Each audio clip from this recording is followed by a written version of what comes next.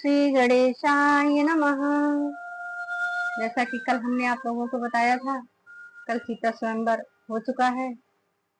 उसके आगे की कथा आप लोग सुनिए। जयमाला रघुवीर को पहनाने के बाद रंगभूमि में कुछ समय रहा पूर्ण आह्लाद। माता सीता जी भगवान श्री राम को जयमाला पहनाती हैं और सभी आनंद से एक दूसरे की तरफ निहारते हुए मीठी मीठी मुस्कानों को अंतर मन से प्रसन्न होते हैं। माता सीता अपनी माता सुनैना की तरफ और भगवान श्री राम गुरु विश्वामित्र की तरफ मुस्कुराते हुए देखते हैं। इतने में ही वहाँ परशुराम जी का आगमन होता है। इतने में तप भूमि से सुनकर शिव धनु भंग आए राज समाज में रघुकुल कमल पतंग। जैसे बसंत उपरांत ग्रीष्म या जैसे सिंह पहाड़ों में, त्यों ही तेजस्वी परशुराम आए उस समय क्षत्रियों में। कंधों पर दो दो धनुआ थे, कर में परसा था उठा हुआ, भारी तुड़ीर पीठ पर था, तीखे तीरों से भरा हुआ। दोनों भाव में हो रही कुटिल, दोनों ही धनु है उठे हुए। तन का प्रकाश तप का स्वभाव सारे समाज पर उठे हुए। मानो मुनियों का वेशधार साक्षात वीर रस आया है। तन का प्रकाश तप का प्रभाव सारे समाज पर छाया है। मानो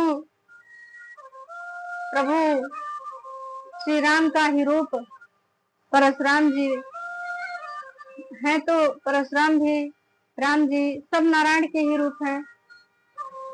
मानो ऐसा लग रहा है कि तपोभूमि से साक्षात वीर रस उतर आया है मुनियों के देश में। देखा भृगुकुल तिलक का जब तेजस्वी रूप, सन्नाटा में आ गए रंग भूमि के भूप। परशुराम जी को देखकर वहां पे बैठे सभी राजागण कंपित होने लगे।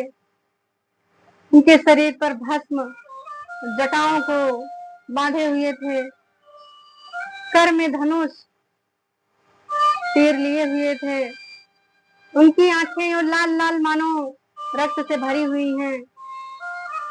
जिधर वो प्रेम रस से देखते हैं उन्हें भी लगता है कि अभी हमें भस्म कर देंगे।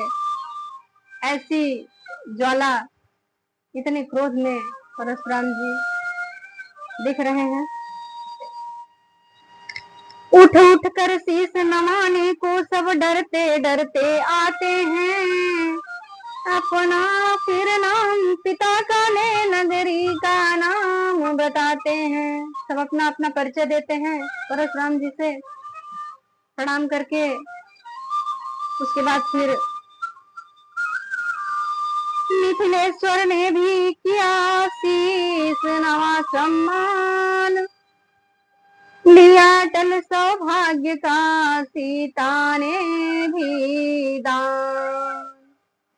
मिथिलेश्वर राजा जनक ने भी परशुराम जी के आगे शीश नवाकर प्रणाम करते हैं और माता सीता भी उनके चरणों को छूकर अपने सौभाग्य का वरदान लेती हैं, सौभाग्यवती भव का वरदान देते हैं प्रभु परशुराम जी।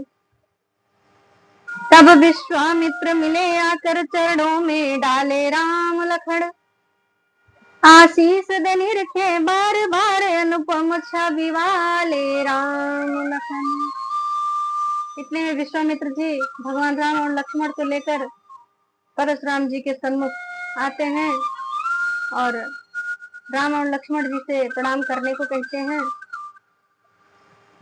फिर परशुराम जी राम और लक्ष्मण को आशीर्वाद देते हैं और बार बार उनकी छवि को देखते हैं, मानो साक्षात पार ब्रह्म परमेश्वर श्री राम जी ही हैं। ऐसा अपने नेत्रों से, अंतर मन से परशुराम जी देखते हैं। अपनापन कुछ क्षण को भूले जब राम रूप सन्मुख देखा, जिस पर बलिहारी विश्व सारा वह विश्व रूप सन्मुख देखा।